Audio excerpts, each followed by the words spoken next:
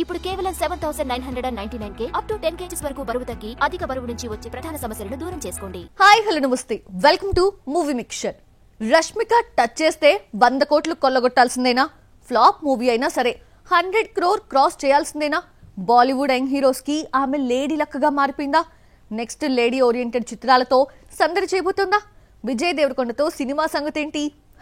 Tollywood, Bollywood, Kollywood industry ఏదైనా రష్మిక నటిస్తోంది అంటే 100% హిట్ పక్కా అన్న టాక్ తెచ్చుకుంది. అంతేకాదు 100 కోట్లు గ్యారంటీ హీరోయిన్ గా అవతరించింది. వారీస్ నుంచి రీసెంట్లీ వచ్చిన థామా వరకు చూస్తే ఆమె ఖాతాలో ఉన్నవన్నీ 100 CR మూవీసే. ఫ్లాప్ అయినా సరే సల్మాన్ ఖాన్ సికిందర్ కూడా 150 కోట్లను కొల్లగొట్టింది.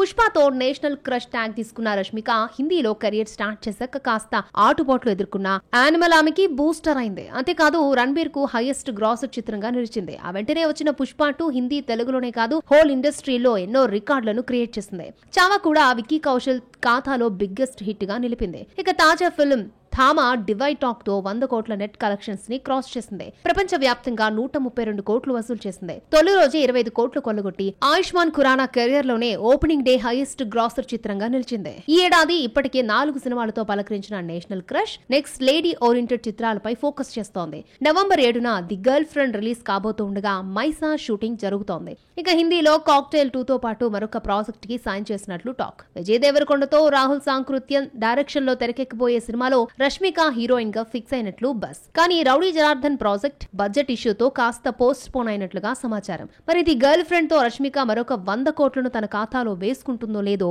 చూడాలి.